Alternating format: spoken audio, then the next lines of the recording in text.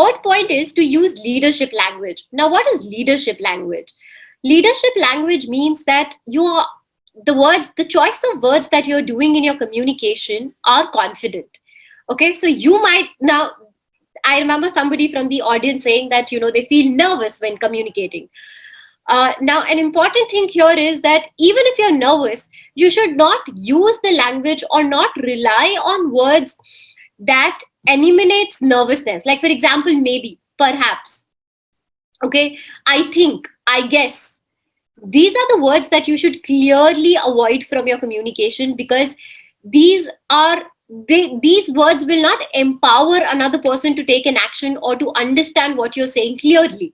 Okay, if let's say someone asks you something and you say, I guess so, I'm not sure. Okay, so if you're actually not sure, maybe you want to patch on, like, who is the correct person from where you can get this information, right? Instead of just leaving the communication at maybe, I don't know, I guess, right? So be mindful of the kind of words that you're using in expressing your ideas. If you start with maybe, your client will also believe that, okay, maybe this person knows, maybe this person doesn't know, right? Then another important concept is listening skills.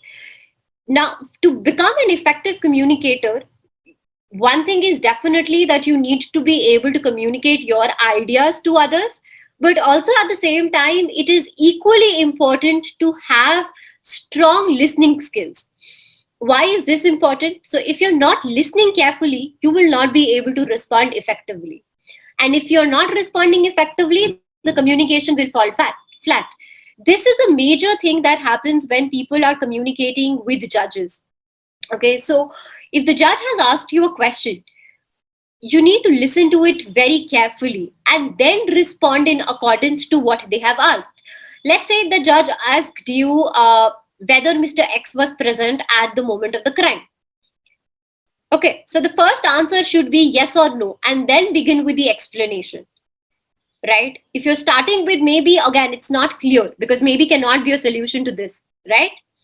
So it's either yes or no, and then you move on to explaining the bit. Don't start with explanation first.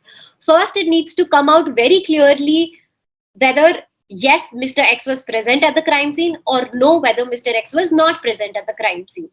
Okay, so for this, it is important that you're paying attention, you're listening very carefully to what's been asked or what's been said by your client, and then you respond effectively. Okay, you should also practice active listening. Now, when I say active listening, it means that you are thinking through the communication that has happened. So you're not just listening to what has been said, you're also processing that information in your head and thinking about what are the different possible scenarios that can happen because of that communication, and asking all the relevant questions at that point in time. Okay, so developing strong listening skills is important here. Then the next thing is that you need to know your audience. Okay, so you cannot, one thing is important here to understand is that your clients might not be well versed with the formal legal language that you are using before the court. Okay, they might not be well versed with concepts like abducting, okay, might not know concepts as copyright assignment. Okay, so you need to understand whom are you communicating with. Your communication will be different when you're doing it in front of a bench, when you're doing it with a client. Also, you need to understand what type of a client it is. Okay, so if that client is, let's say, at a very young age, so probably you would want to build your communication and use your words accordingly, right? And similarly, let's say if you're speaking to somebody who is slightly older, okay, you would again want to be very careful about the choice of words that you're choosing. So before interaction with anybody, you need to understand your audience. You need to know where are they coming from and speak from that perspective. Okay, now let's say if I start explaining the concept of negligence to somebody who does not even know and who has no understanding about law, it'll be slightly difficult for them if I only speak in legal language, right?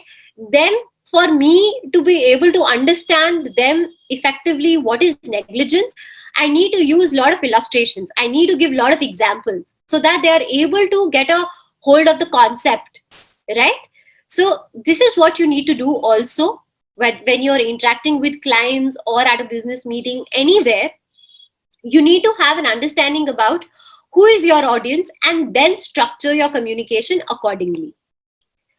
Then the next thing comes is your body language.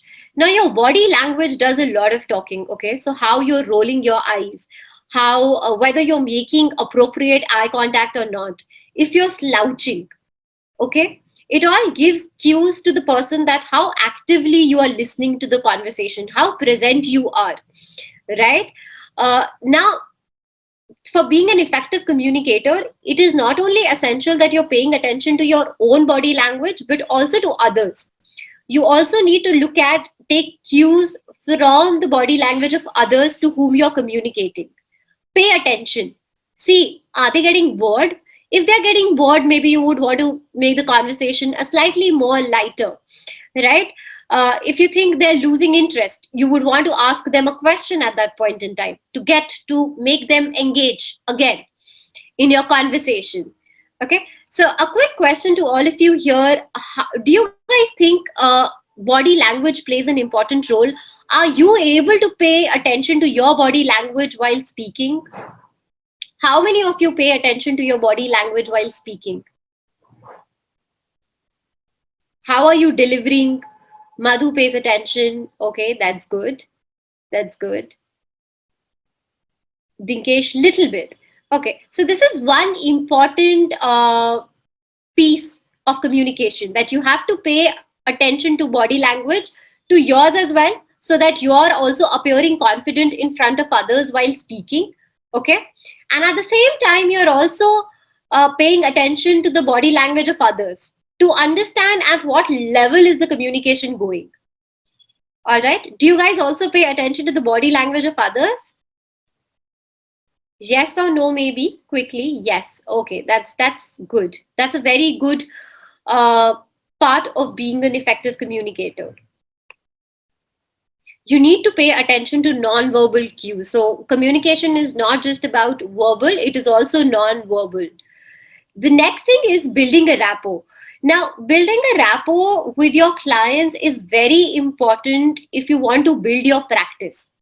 Okay, if you're not building a rapport with uh, your clients will not be happy. They'll be not satisfied. If they'll be not happy, if they are not satisfied, they're not going to refer you to other people.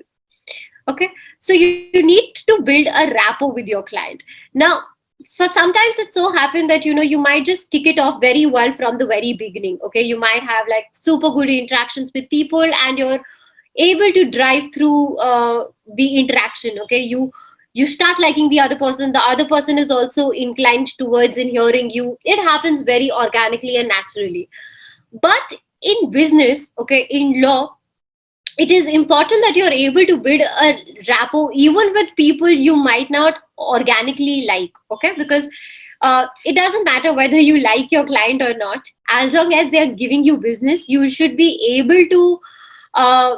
you should be able to develop a rapport with them, right?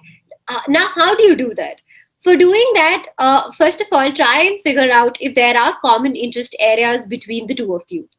If there are, then try and rely more upon those. Okay, so let's say I have a client who's also a football fan and I'm also a football fan, so maybe those are the things that you can speak about besides your main thing. All right, after that, it is also important that you're paying attention towards uh, how is the behavior of your client. Maybe your client gets very anxious. Okay, so you would like to maybe calm them down a little. Okay, so all of that, this happens when you're able to build a rapport with the person. So pay attention to this. So whatever clients that you're working with, ensure that your communication is such that they are you're able to build long lasting relationships with them. The next thing is empathy. Okay, now this is again very much related to the point that we just discussed, that you need to be empathetic towards your client. Now this is very important. Why? Because see, understand that your client might not be accustomed to the legal proceedings, right? Your client, it may be their first time that they're witnessing a legal proceeding, so they might be very anxious. Okay, they don't know what to expect from the entire procedure. And also, most of the time when the clients are coming to a lawyer, they are a bit stressed. Okay, I mean, nobody just goes to a lawyer for the fun of it, right? I mean, if they're coming to you, there's certainly something that is bothering them. That is why they've reached out to a lawyer. So it becomes very important that you are comforting them. You are also trying to understand what are they feeling. Okay, so it is just not you telling them black and white that, hey, if we apply for a bail at this moment, your bail will be rejected for XYZ reason. Understand that your client will not be able to reason that with you. Your client would rather, so if the client knows that that their bail is going to get rejected, they, they're going to feel very upset about the whole situation. Okay, so for ensuring that you have a happy and a satisfied client, it is very important that you're able to understand their feelings. You're able to resonate with them. You're able to counsel them. Okay, you need to be empathetic towards their feelings. Sometimes they might be asking questions which are not very pertinent. So you need to understand that they're new to this proceeding. Okay, they're new to the everything that you're talking about. So this is again a crucial factor while communicating. Be empathetic towards your client. Another thing is asking for feedback. So let's say if you've recently started doing a lot of public speaking, or if you are, even when you're presenting arguments before a judge, you can ask your peers, your fellow colleague members for a feedback. Okay, like how is your delivery, whether you were good or bad, because sometimes we might not be able to see our own gaps or our own mistakes, but others are able to point that out very quickly. Okay, so use that to your advantage. Always ask for feedback whenever you can, even from client. I mean, so after you've given your service, you would want to understand from your client how is their experience with you. Okay, did they feel comfortable? uh, were they always anxious during the proceedings? How was it for them? So try and incorporate feedback from your clients, from your fellow colleagues. So when you're arguing, maybe you want to ask your fellow colleagues what they felt about you while you were arguing. Okay, for instance, even while you are working in a law firm, let's say you happen to pitch an idea during a meeting, you would want to check on with your peers that, how were you while communicating? Were you good? Were you bad? So always look for feedback from people, your mentors, your clients, your peers, anybody. All right. Uh, then the next thing is that you pick the right medium for communicating. Now, this is also slightly related to the point where we spoke about know your audience. There might be people who are not comfortable on WhatsApp. There might be people who might not be comfortable using emails. They only prefer phone calls. So if you're dropping emails to them, if you're dropping WhatsApp text to them, this might not be an effective delivery of your communication, right? Probably a simple phone call will be much more effective in that situation. On the other hand, let's say there is a person who's not very comfortable taking phone calls, probably because they are very busy or whatever the situation is. Maybe you would want to look for alternative solutions, dropping a WhatsApp, dropping an informal email. All right, so you need to now this will only happen, you'll be able to come to this point only when you're able to identify your audience. What is the mindset of your audience? Only then you will be able to decide what is the right medium for them. Okay, so pick the right medium. So when you pick a right medium, it automatically lands very effectively on your audience, on the recipient. The recipient is much more confident. Okay, the last thing is that to be confident in your speech. Now to a lot of people, they feel that they are not confident while speaking. understand that this happens primarily because of two reasons. Number one is that maybe you're not fully prepared as to what you have to speak, right?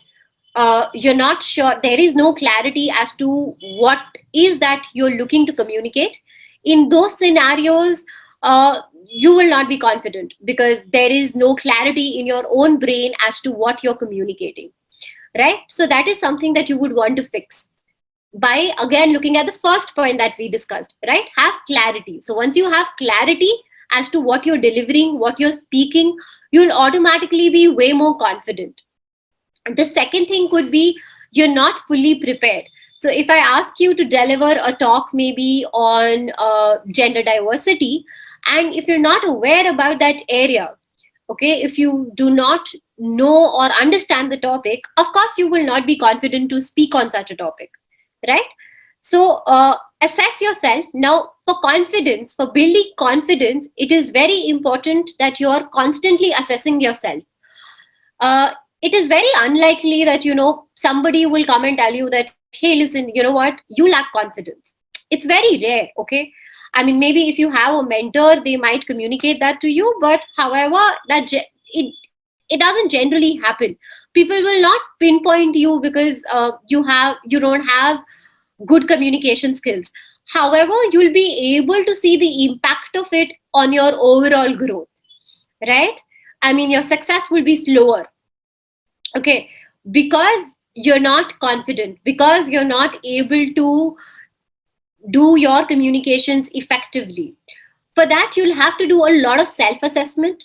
Now by self assessment is again plugging in all that we have discussed so far, paying attention to body language, asking for feedback. This will, all these little things that we've discussed in throughout the session, all the different pointers, they will help you in in building your confidence.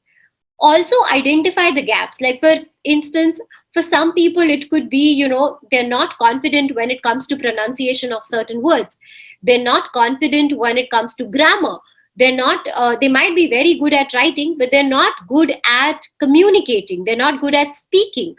Okay, so you need to identify what is that gap area for you. Okay, you need to be very active in doing that, and once you are able to do that, you will understand that how can you fix it. So for fixing it, it will require you to identify the gap and then work on those gaps.